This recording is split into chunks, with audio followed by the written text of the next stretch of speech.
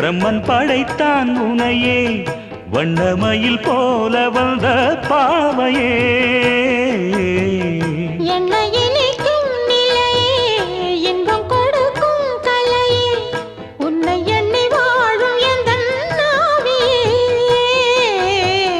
கண்ணிமையில் தூண்டிலிட்டு காதல் தனை தூண்டிவிட்டு எண்ணி எண்ணி ஏங்க வைக்கும் ஏந்திழையே